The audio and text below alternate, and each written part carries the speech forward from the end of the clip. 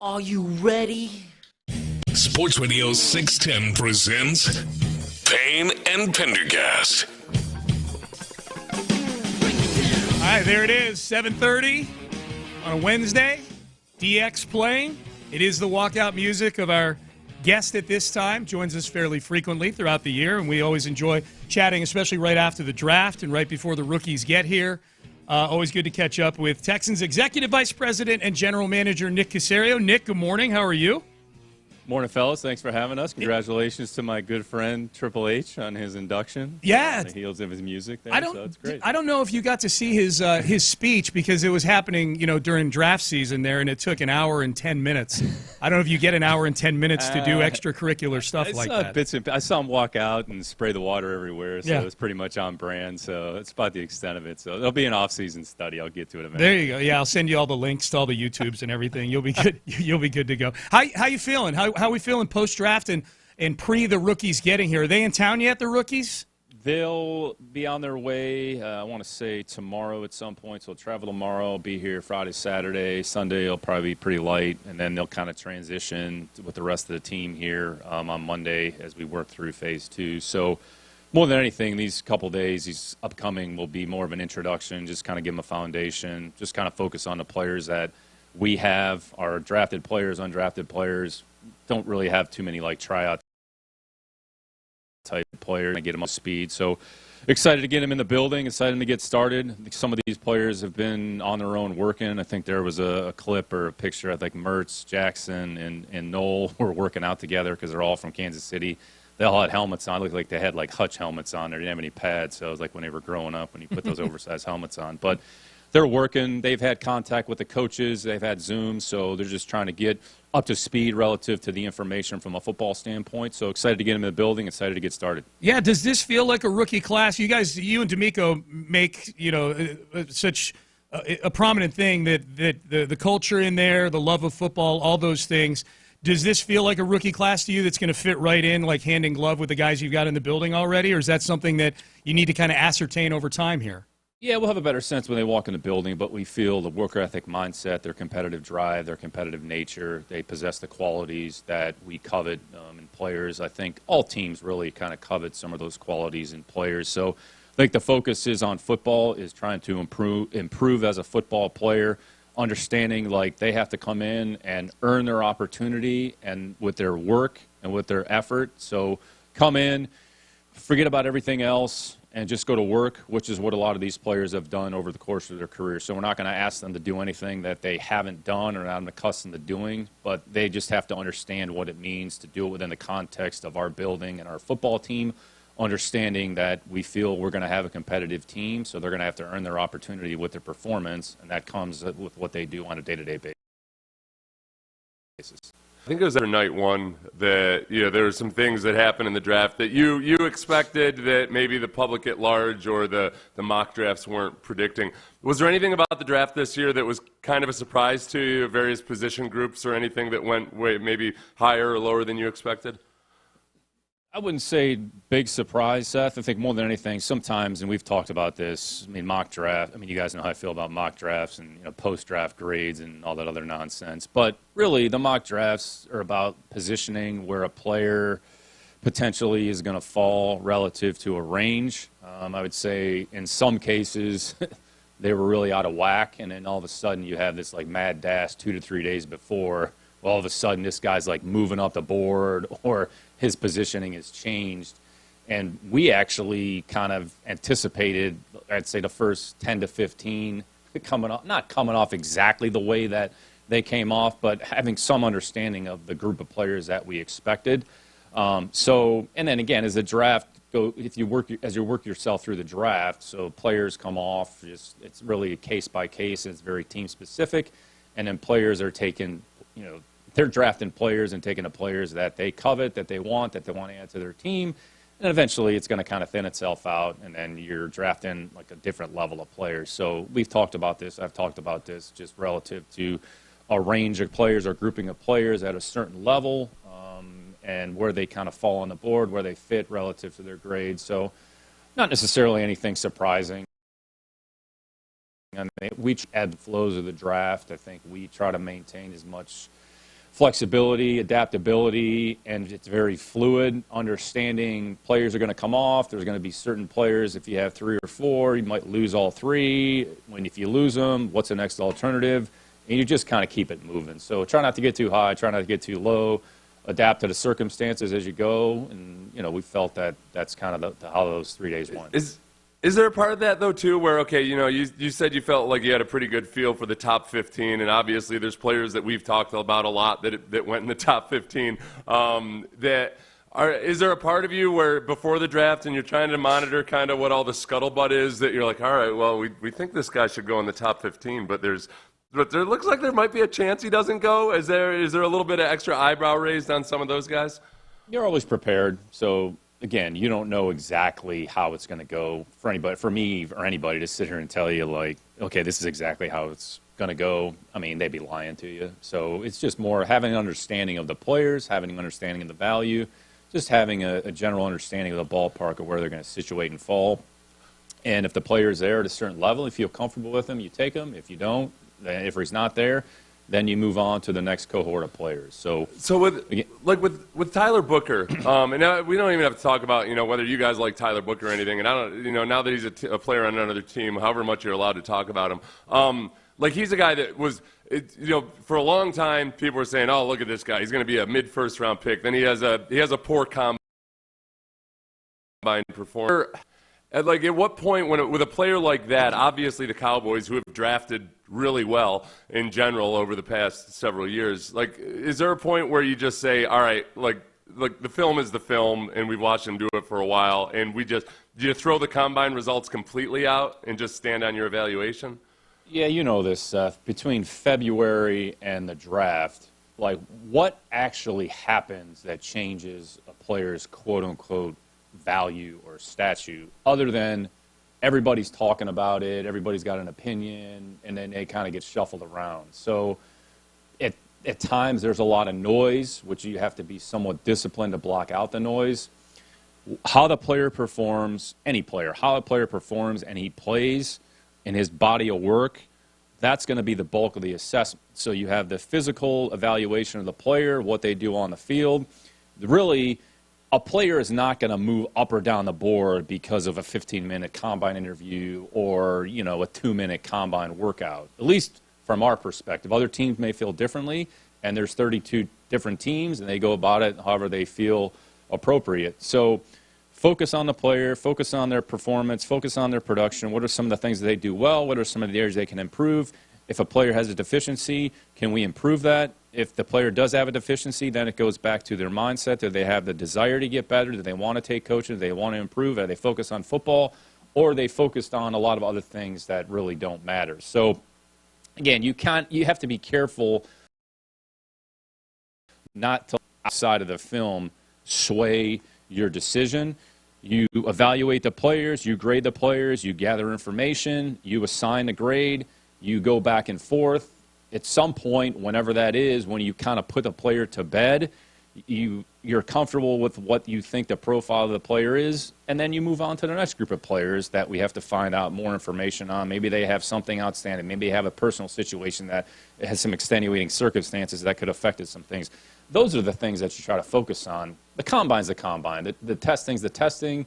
Everybody gets a data point. Okay, the guy ran fast. All right, great. He ran slow. Okay, he didn't jump high enough.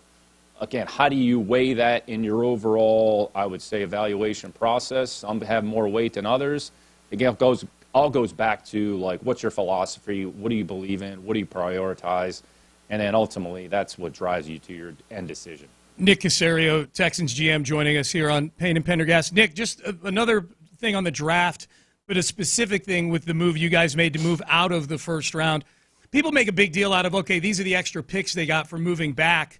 You get the 2 extra threes. How important was it for you to not move too far back, though? I mean, we saw a trade right after you at the 26th pick between the Rams and the Falcons where the Rams moved down into the 40 somewhere, but they pick up an extra first. How important was it for you with that specific deal to not move too far back because you end up getting Jayden Higgins in that deal?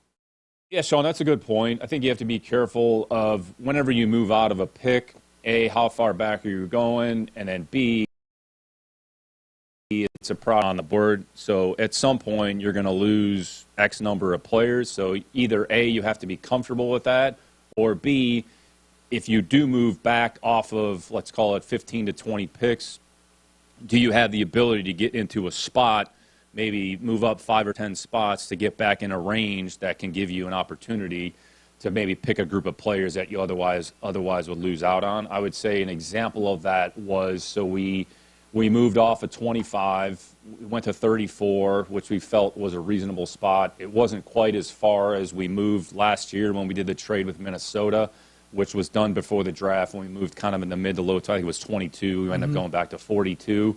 So, all right, there's 15 to 20 players. And I would say, last year, going back on that, like we were comfortable in the 40s. Could we have moved up a little bit? Sure. I think we tried to move up a little bit, but in the end, we ended up picking Kamari, who we were probably going to pick anyways. So sometimes it kind of works itself out. I would say even in this draft, so when you look at, so we move off at 25, go to 34. We felt we were going to pick at 34, and then we were able to kind of get a little flexibility with the extra third. But we did have a little bit of a gap from 34 to whatever it was, 65 or whatever that pick was in the third round. So then as we were evaluating it, we had acquired that extra third-round pick with the Giants trade, and then we were able to move kind of in that 48, 49, 50 range, kind of that mid-second-round range, because we felt that was probably a decent range where we could get a player, like as an example, Ursery, and then you pick, all right, then you have a gap. If you picked at 34, then your next pick is in the 60s or 70s. It's 25, 30 players, so how many players you're going to lose, what's the next sort of break point. So that just goes back to there's an ebb and flow of the draft. So you make a trade, you know where you're positioned, then it's you flip the page to what's the next move. Yeah. Do we want to move back in? Do we want to move up? Are we comfortable sitting where we are? If we sit, here's what's going to happen, which I would say not to get too far ahead here, but I would say that was part of the rationale with the Woody Marks pick. Once we picked on Friday, we didn't have a 4th or 5th round pick, and there was a certain group of players, I would say, that we had graded, and the likelihood of them probably making it to the 6th round or wherever our first pick was in the 6th, more than likely was not going to happen. So we had discussions, said, look, we have an opportunity to go back into the 4th round to get to a certain level. Is it worth doing? And then once we made a decision it was worth doing, then we gave up the future third, which we'd acquired from the Giants trade the couple days earlier, which a future third is really present value of a 4th. So then you're asking yourself, would we pick this player in the 4th round of this year's draft? And I think the answer was yes. So that's why we ended up making the trade to move back into the 4th round and then pick Woody. So this just goes, that's the ebb and flow of the draft. Yeah. And you guys have followed us enough to know we'll pretty much do anything. We're open-minded, and things move pretty quickly. And if you know the players, you know the board kind of top to bottom, if you have some conviction, then you go ahead and make the decision and then pick the player and then move on to the next opportunity. Press conference, if there was still a player on the board that you were considering at 25, is there still somebody there after the first round that you were considering at 25 when you made that trade? Is it fair to assume that Jaden Higgins was the one player that you volunteered there, that you cited that, there was one guy? There were some players, I think, that we probably would have picked in the first round. So Seth Payne was probably one of those players as well. That's so right. If he were on the board. We had his card up there pretty high. So. Okay. Yeah. But yeah. I'd say Jaden was a player that we liked I know. Yeah. pretty consistently throughout the process. Yeah. So, but there were certain players that we would have felt comfortable taking at 25 or at some point in the first round, and vice versa in the second round as well. Yeah. Nick, I'm sorry. I was just thinking. I know about he's my flustered draft. now. I got a flashback to my draft. No, I was going to tell you. No, Nick. I've told you many times that various ways that I screwed up the draft process. But the dumbest thing I ever did was when I was visiting Jacksonville. They told me they really liked Ronaldo Wynn. And I knew Ronaldo. Yeah, sure. You know. And it was like, hey, we really like him, but if we don't get him, we'll go. We might take him in the first round. If we don't like him, if he's not there, then we might go ahead and take you. In my dumb mind as a kid, I thought that they were telling me they were going to draft me in the first round if Ronaldo Wynn wasn't there. That's how I would have heard it. Yeah. Luckily, my agent was very. That would be smart. my interpretation as well. If that's what they said to me. Basically, what they meant was, and they ended up drafting Ronaldo in the first round. They drafted me in the 4th round. I was very insulted. You were close. Yeah, no. I like Ralph. Listen. Ralph's a good agent. That's great. You ain't no first-round pick, son. All right, Nick, I got to ask you this: what was your reaction of all the draft picks that you pick up the phone and you call? When you call Jaylen Reed in the 6th round and you're just getting hit with a barrage of this, right here. Like this. And again, Ben, hit it again. And again and again and again. Were you hearing him scream, "Let's do it," that whole time? Or were you just, that was a wild phone call. Yeah, no, I was trying to just introduce him. Hey, excited to have you here. And I couldn't talk, so kind of let him have his day in the limelight. He was excited. So at least he didn't say, "Let's effing go." And then we had that recorded. So, then we would have had a bigger issue. Yeah, but, social media teams like, yeah. A lot of energy, very excited, and that's kind of his personality. That's how he plays. So, but that was a fun moment. Oh yeah, for sure. Texans GM Nick Caserio joining us here on the program this morning. All right, Nick. So circling back to the current group of guys, and obviously a lot of change on the offensive line, a lot of churn there. When it comes to Titus Howard, do we know yet, is he going to be playing tackle or guard? And is that a decision that needs to be made before heading into training camp? Or is that something you can actually kind of mix and match? I mean, those are two very different positions, obviously. Where are we at with that with Titus right now? Yeah, I think you have to look at each case individually. And in the spring is different than training camp, when you're actually on the field. So whatever you're going to do, whether it's something schematically, whether it's something personnel-wise, to give them an opportunity, maybe experiment with something a little bit different. I would say specific to Titus, that's an example of a player that he's actually shown that he can play at a good level at either spot.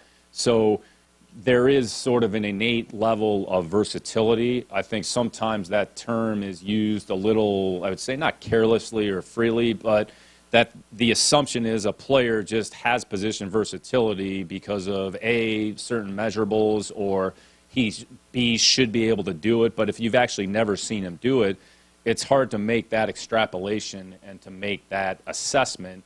And you're really not going to know with that player until you actually get into training camp, because it's a little bit of a dynamic. But I would say in our situation, we feel like we have a number of players that will be able to compete in the offensive line.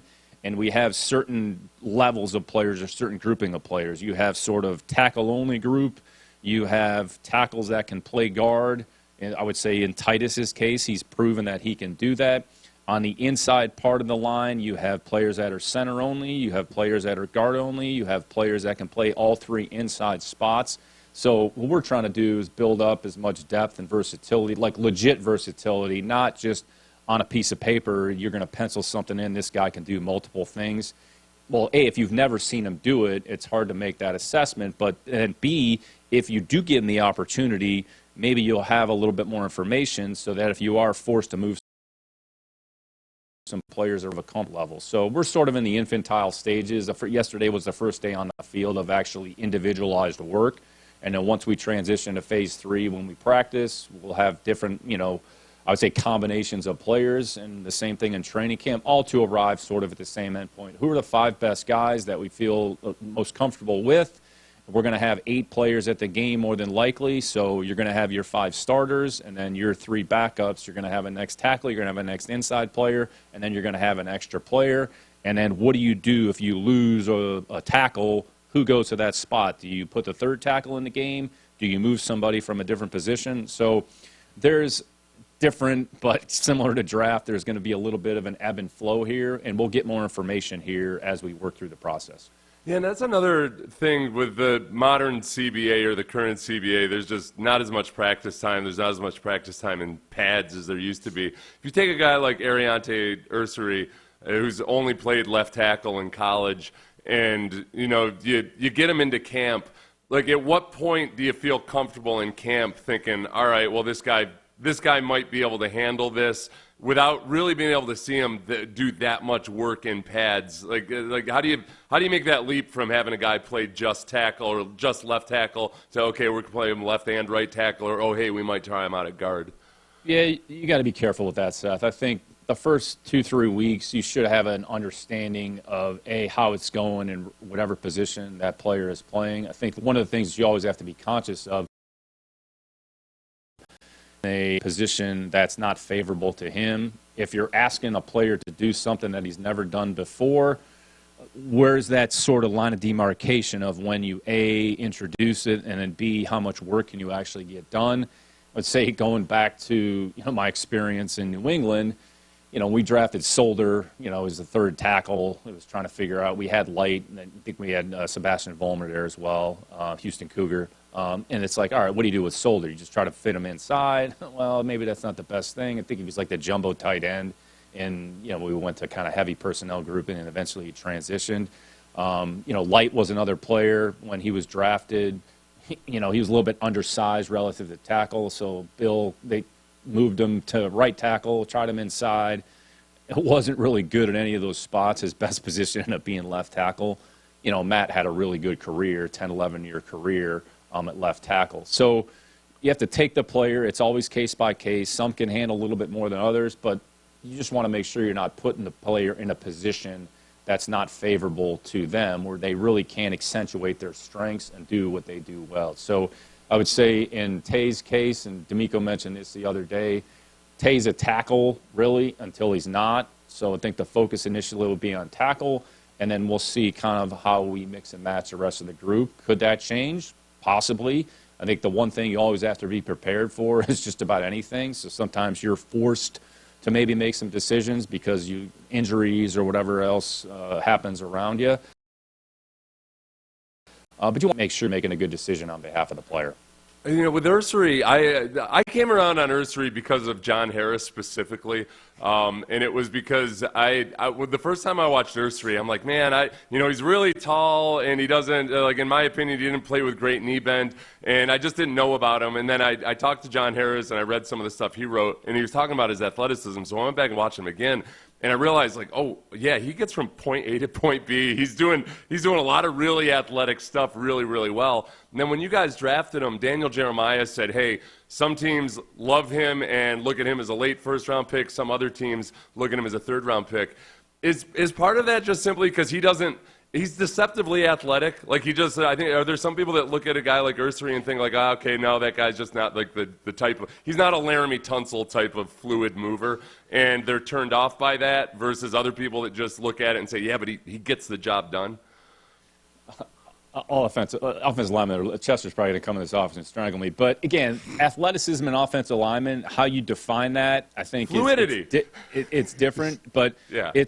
I'd say a couple things you want to focus on. A, can they play on their feet? Do they have a certain degree of bend? Do they have the ability to move laterally and kind of stay in front of rushers regardless of the position? So not how fast do they run from point A to point B. It's important, but it's really not unless you're going to run some G scheme or crack scheme where they're pulling around. You get to see the guy run. But that doesn't really happen a lot. And I would say in Ursery's case, here's a guy, how big he is, 6'5", 3/3 and 5 flat, which is like a decent time for an offensive lineman from point A to point B. But it's about, you're talking about functional athleticism as it pertains to, everything's in a short space. So can you move laterally enough to stay in front in pass protection? And then really what you're looking for, their capacity to redirect. If it's an outside rush and they cross-face them or they rip inside and then you got to get back to your inside hand, the ability to kind of stick your foot in the ground and react. So maybe if you're lacking a little bit of, I would say, lower body flexibility, maybe you're able to compensate that because you have a certain level of playing strength if you punch with your inside hand. So there's different ways to kind of evaluate that. But I say the big thing is, do they play on their feet? Do they stay in front of the defender? And then in a running game, their ability to move or displace people at the line of scrimmage, are they able to roll their hips on contact? So it's always going to be a little bit different. Sometimes beauty's in the eye of the beholder a little bit. I would say Laramie is kind of like, he's his own category. You have him, Trent Williams, like that level of athlete is pretty rare. So then you kind of take those players out of it. Then you're looking for a functional level of movement. And in the end, can you get the guy in front of you blocked? Like, that's the most important thing. Nick Caserio, Texans GM, joining us on the program. You're listening to KLT and KLT HD2, Houston, an Odyssey sports station. Nick, just circling back to the offensive line and the moving parts that you guys have, a lot of decisions to make there, and as you mentioned, a lot of guys that can play multiple positions. You're also installing a new offense, or at least there's a new new offense. How challenging is it to install a new offense while having all those moving parts going along on all that evaluation going on the offensive line? Well, actually, there's some benefits because essentially everybody's kind of starting at the same ground level. Mm-hmm. So everybody's kind of starting from scratch. So it's a first opportunity for the players, whether it's the offensive line, the skill players, there's a certain level of transition. So this is what the spring is for. The focus is on system installation and the focus for the team, and D'Amico talked about this the other day, like phase 2 is really about mastering your fundamentals. Because in the end, everything is going to go back to your basic fundamentals and techniques. So if you can execute those things, I mean, not to like transition to a different sport, but essentially the Cavs lost the game last night because they couldn't block out after a free throw. Mm-hmm. So everybody wants to talk about all these other things, but in the end, it comes back to basic principles, blocking, tackling, fundamentals, that's what phase 2, that's where the primary emphasis is. And the fact that we're all kind of starting at the same point, there's actually a lot of advantages. You don't have to worry about anything that's happened in the past. You don't have to worry about, well, we did it this way somewhere else on this different team. Well, we did it this way last year. None of that is really germane. What really matters is where are we right now? What's the focus for the day? What's the emphasis point? What are the coaching points? So that's the job of the player to internalize that, to have an understanding, and then focus on your fundamentals. So when you have to apply those in critical situations, you have something that you can resort back to. So honestly, we can take advantage of our opportunities here over the next 4 to 6 weeks, however many we have. Okay, you asked for it, Nick, in one of your press conferences during the draft. You requested a definition of drafting for need. So I did. I went to where I go for 90% of my sports takes these days, my hottest takes. I went to AI. So ChatGPT, or which mode are you using? I'm using, I don't know, whichever one. There's a lot of tools out there. It costs me more per month than I should be paying. It's is 610 paying for that, or is that a no? This is why I have my YouTube channel specifically, so I have business expenses that I can write off. Okay, this is Gemini. This is what Gemini defines, and I'll be honest with you. Gemini sounds like they're kind of down on drafting for need. But the basic definition they give is, when an NFL general manager drafts for need instead of best player available, it means they prioritize selecting a player who fills a specific positional weakness on their current roster, even if there's another player available with a higher overall talent grade according to their scouting evaluations. That's Google's product out there, folks, just in case anybody's interested in getting it, I believe. So. The GM, did you find that explanation useful?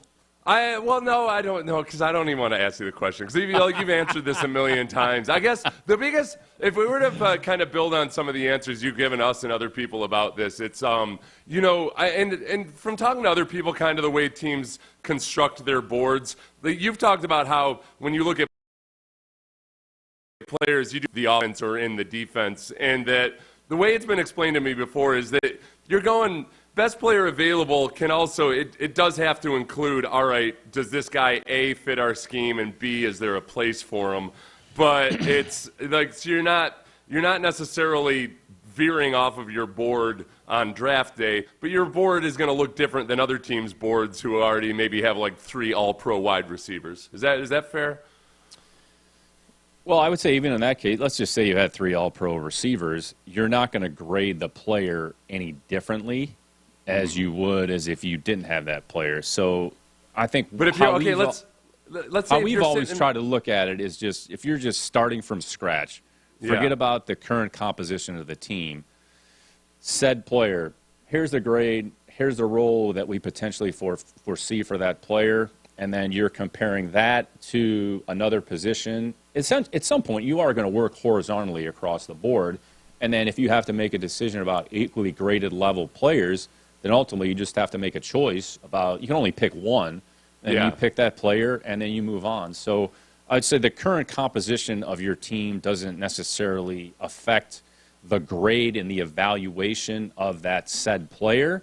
Ultimately, then it comes down to the team's choice or decision about adding that player to your team. I would say just not looking at too many other teams, but in the case of, I would say, the Ravens, like there's an example of they probably took one of the best football players was still unlikely the highest graded level player. They have Kyle, like they have a good secondary. Now, here's another player that is probably going to fit in fairly well. How they use him, how they deploy him, who knows? I mean, we'll find out because we're going to play Baltimore. But I would say, like, there's an example of, well, we have Kyle Hamilton. Do we draft Malachi Starks? Okay. Well, if the goal is to try to build a good football team with good football players, understanding you're probably going to need everybody at some point in time, then you go ahead and make the decision. And again, I'm not like speaking on behalf of Eric, right, but I would just say when you look at that situation, that looks like an example of, man, that was the best football player that was on the board. So they were looking up there going, you know what? That makes a lot of sense. So let's add him to the team. And we have a lot of respect for the way the Ravens run their, I would say, organization and program. Buffalo, I would say, operates very similarly. So again, and everybody probably has a little bit different philosophy, but I think there's been other general managers who have made comments probably similar to mine, and I don't think that's just lip service. I think that's the reality of it, and that's kind of, you have to be careful of if you draft a player because you just feel like, we have this gaping hole and we can't miss out, even though he's graded a little bit lower than another player. I mean, it's a tough way to operate. You just got to, is it fair to say that the need is a tiebreaker at the very least? Like if you got like equally graded players, if you got those 3 all-pro wide receivers and there's a wide receiver and let's say you need you really want pass rushers, you're going to take the pass rusher. Yeah, at some point you just have to make a decision what you feel makes the most sense for the team at the present time. So if there's a tiebreaker, maybe there's something that maybe leans it one way or the other. But I would say by and large, you're just take the player, take the evaluation. Do we have conviction? And is there, I would say, a little bit of a organizational conviction on the player? So it's top to bottom. It's just not what the coaches think. It's not what the scouts think. It's kind of a collective. Here's how we feel. We're comfortable with it. All right, ready, go, and then move on to the next player. So it's always kind of an interesting discussion, especially around draft time. So, free agency is kind of its own entity in that discussion and everything that goes on there. Then you get to the draft. It's all tied together, and ultimately our goal is to try to make good, sound decisions that are the best for the organization and just try to fill the building with as many football players as possible. And then ultimately, once we get them in the building, we have zero control over it. The players are going to ultimately determine who plays, how big a role they have based on their performance. Nick Caserio joining us on the show. Hey, Nick, along those lines, just sticking with wide receiver, from your standpoint in terms of roster building, how are you viewing Tank Dell right now? We know he's recovering from the injury and he's in good spirits, and it sounds like the surgeries have been very successful. But how are you viewing him in that 2-year window that you talk about all the time? Yeah, I mean, right now, no timetable. I think the focus is on his rehab. So whenever Tank, I think D'Amico was asked about this the other day as well, and I mean, his comments are probably similar to mine. Like whenever Tank is available, he'll be out there. So Tank's a good football player. He's proven that he can help our team. So right now, he's focused on his individual health and just doing the best he can on a day-to-day basis. And then when he's ready, he'll be out there. Tank can certainly help us. He's proven that he can help us over the course of time. So kind of take it one day at a time and then just kind of evaluate and monitor his progress as we go. But he's been great to have around. He's got a great attitude. He's been a good player. So, we'll kind of see how it goes moving forward. What somebody had asked me a question about Jaylen Null the other day, and he asked how he compares to Wes Welker. So I went back up, and I know you love the combine stats as much as I do. And I was Wes is wondering, already mad at me after my comments the first night of the draft when I talked about. I love Wes, so it was actually meant complimentary because I'd asked about size and I talked about Wes being 4'1". Yeah, you said he's 4'1". Yeah. Honestly, I'm looking at I like looking at these spider charts that show all the measurables. And Wes Welker went undrafted originally, and I'm looking at this. And if somebody had told me, "Oh yeah, the Patriots traded a 2nd and a 7th rounder for this guy with this athletic profile," lunatics. Oh my God! Well, he didn't. If I don't have it in front of me, I think he ran like 4.7. He didn't run 4.7. He has, but his short space quickness, lateral agility was actually an area that stood out, and you saw that in his play. Yeah, and he was very, very small. And so you look at Jaylen Null. Jaylen Null's a smaller guy, but he tested very well, and he's got all those measurables. I guess with how do you make up for, like Wes Welker did or anybody else, like aside from the speed element, like Jaylen Null's got a smaller catch radius anatomically. So what's the difference for guys that make it in the NFL, like Jaylen Null if he makes it? There's no one particular formula, I would say. Seth. Yeah, I guess specifically to Jaylen Null, like what are the things other than the athleticism that make up for it? Yeah, I would say his toughness, his overall instinctiveness, his playing style.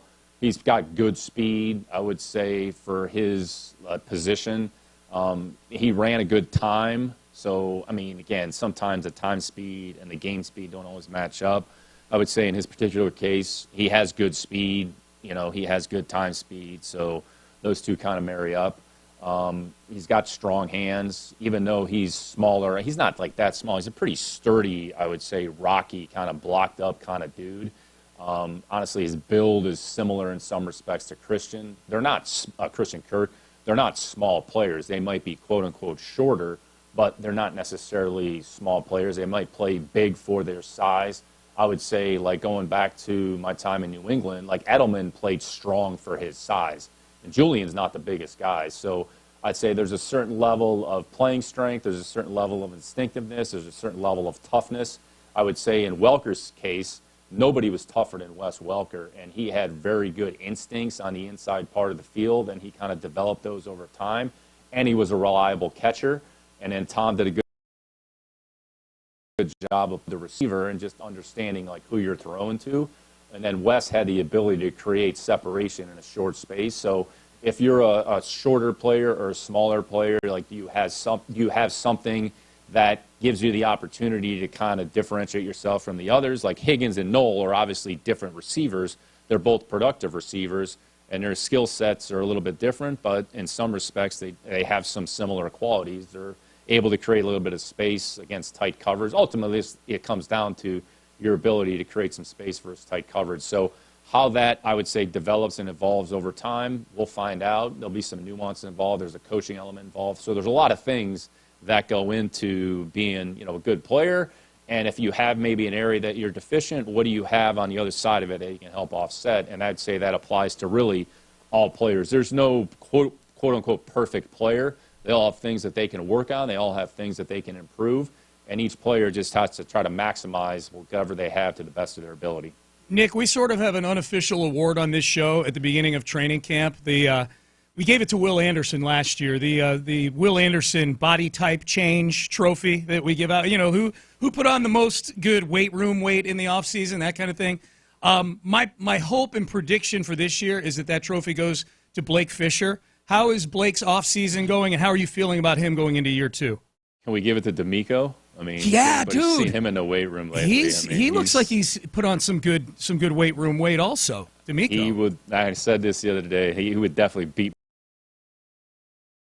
my ass. No, he looks good. Blake looks good. He's been here. I'll give you two other players actually. So Ladarius Henderson has actually sort of reshaped his body. I think nobody's worked harder than LD. I mean, I know he lost his whole year last year because he was dealing with the foot injuries, but I think he's lost, 15 to 20 pounds of like body fat, and he wasn't like a heavy kid to begin with. It was just he wasn't able to do a lot. But I would say like the level of commitment and focus that he's shown, honest to God, like it's a tremendous accomplishment.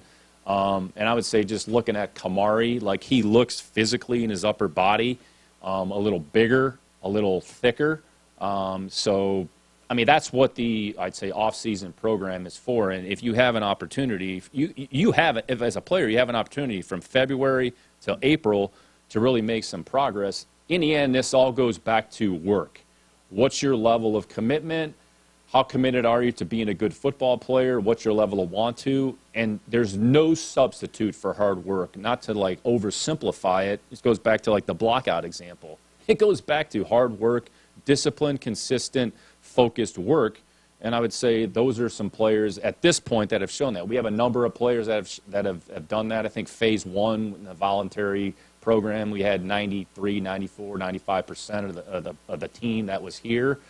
So the most important thing is if you want to improve as a football player, how do you get better at football? You focus on your work and your individual development. And this is just really a starting point. It's only May. You still have have May, June here over the summer, like those 4 to 6 weeks are vitally important. So a lot of players that have made a lot of progress to this point. Hopefully they continue to make it over the course of the spring. Nick Figgy's, real quick, Nick Figgy's mad at you for bringing up the Cavs. He's a big Cavs fan, and he just texted me. We're both from Cleveland. Yeah, I know. Yeah. They've had a great year, but, like, learn how to block out after a free throw, man. Come on. Come on now. Is there anybody or any of the undrafted rookie free agents, guys, that I always like to adopt a UDFA per year, and then Sean writes them down and remembers them for me, because I'm a horrible adopted. Football parent. I forget these kids. Yeah, if they don't make the team, they're He's a deadbeat football parent, Nick. What is there a guy we should be keeping an eye on, perhaps, that you feel like just has something to him? It's a smaller group, but we feel like there's a couple guys in there that have an opportunity to potentially compete for some reps. I would say Tafuna, the defensive tackle from Utah, done some decent things, 6'3", 300 pounds. Good playing style, has some toughness to him, really good kid. And the receiver from Minnesota, I know, probably be an uphill battle there, but Jackson, he had a really good career. He kind of falls into the football player category. Maybe didn't run fast relative to some others, but really productive with his opportunities. He did a good job this year and then in years past as well. So those are a couple guys. I mean, again, I think we signed, 6 or 7, whatever it was a smaller group. So hopefully those players come in here, and that's all we ask them to do is compete and just try to create a little bit of a niche for themselves in here tomorrow. I was thinking, Nick, when we brought you on this morning at 7:30, I was thinking like, okay, I can ask Nick if he's had a little downtime now that the draft is over. But of course, you got the rookies coming in, and then there's this reminder that really GMs never sleep, because there's a trade that gets announced at 5:45 this morning with the Cowboys. Pickens going to the Cowboys or whatever. I'm not going to ask you about that trade, but in general, like, Is yours a 24-hour job? Like, can a trade? What's the weirdest time of night where you've ever consummated a deal? Yeah, it's continuous. I'd say free agency sometimes when crazy things happen. Yeah. Like I've been in a situation, laying on a couch, and you're trying to go to bed, and then your phone starts ringing at 1 o'clock in the morning. It's like, come on, people, let's deal with this tomorrow. Yeah. So, but look, the reality is the role is continuous. You just kind of transition from one phase to the next. I mean, we finished up Saturday. Sunday, it was, an off day, if you will. And then, honestly, Monday, Tuesday, right after the draft, it felt like those 2 days were as busy as the week before. It's just kind of a different focus and attention in what you're working on. So our opportunity for sort of downtime comes over the summer. Like once we finish up with the mandatory minicamp, then there'll kind of be a little bit of a break league-wide. Then that's the opportunity to really unwind and definitely try to take advantage of that. But I mean, that's the beauty of this job. So you're always kind of prepared for anything. And, try to be smart with your time, try to be efficient, try to maximize the day, get as much out of it as you possibly can. So there'll be some things I'm sure that'll pop up here, at least from our perspective as well, team-wise. I mean, there might be an opportunity for us to add a player or two. So that's part of the job, and, you have to embrace that, and you have to understand it. And we have a great staff around us. So enjoy every aspect of it, and there's really no quote-unquote downtime. It's just kind of you shift the focus to a different area of work, and that's kind of where we are here in the offseason. As long as they don't interrupt you while you're watching McAfee versus Gunther on Saturday night, right? That's Saturday night. Okay. Yeah. How do we think that's going to go? So McAfee is script writers think on that one well, yet, you can actually get action on this, Nick. I don't know if you knew that, but McAfee is a plus 800. I'm not allowed to get action. Not you're not, but I can. Plus 800. He's a plus 800 underdog in this thing against Gunther. All right. He might have a shot. He might. I don't know. Past Pat, so. Gunther's a tough cat, man. That sleeper hold, he looked like he took that one pretty well a week or so ago, whatever it was. He did. Seth, you should see McAfee wrestle. He's actually really, really good. He's wrestling in a match. He's a good athlete. Yeah. He'll tell you. Yeah. I mean, didn't he get put in a sleeper hold? Then he was doing his show the next day, so it looked like he came out of it. He was able to recover from the sleeper hold. Yes. I like that, Nick, that you treat these wrestling injuries like they're real. God, he got up off the mat and he did his show the next day. I love that. Really like Edelman in that regard. Yeah. That's it. All right, Nick. Well, we'll see you out there at practice on Friday and Saturday this week, right? The rookies are out there. Can't wait. Look forward to seeing you guys. Thanks for having us. Always enjoy it. Always enjoy the time. Appreciate it, Nick. Thanks. Thanks, guys. Yep, good stuff. Nick Caserio, Texans GM.